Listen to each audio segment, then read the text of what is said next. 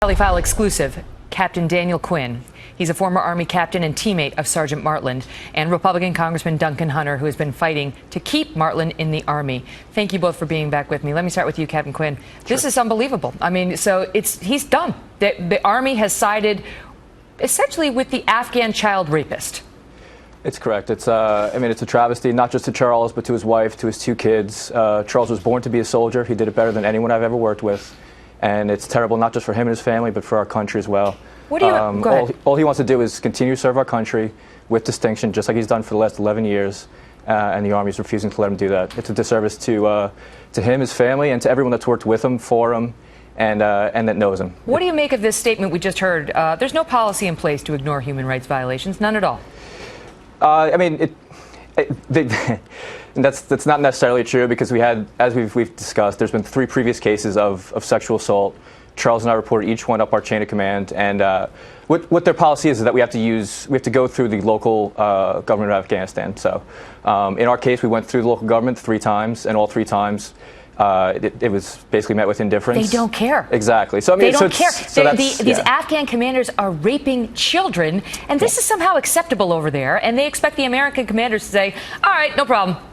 Yes, and then we're just told continually you have to go through the local government, and the last time we did that, a 14-year-old girl was raped in a field, and her rapist was found guilty, sentenced to 1 day in jail, and then when he was released from jail, she was forced to marry him because she was no longer a virgin. It was now tainted and was unacceptable to be married to anybody else. I don't get it, Congressman Hunter. I don't get it. I don't get what. Why? All right, the Afghans are going to do what they're going to do. We're not going to change Afghan culture, I suppose. However, we are who we are. And these guys sounded like they're asking them to sacrifice all they stand for in order to serve their country over there.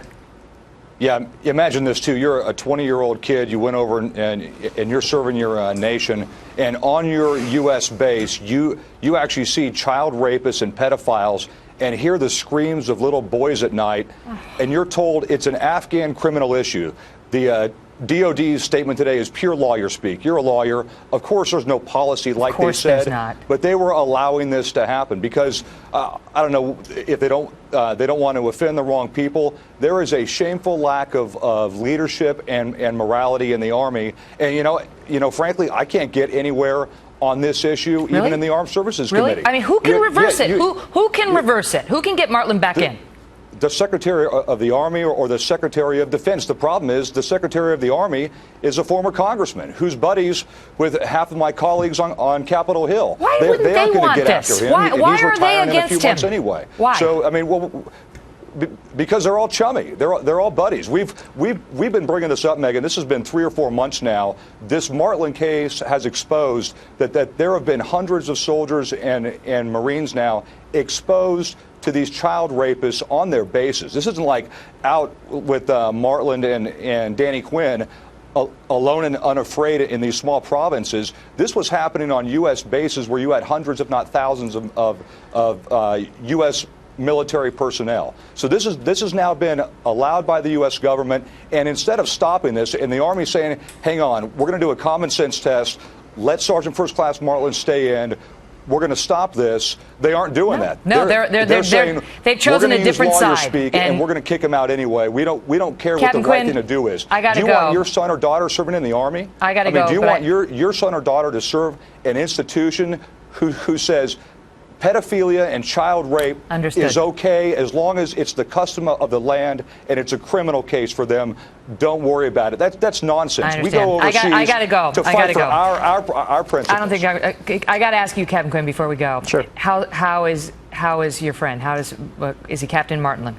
First of all, he's very thankful for all the support he's received from the whole country. It's humbling for both him and I. We really appreciate it, and.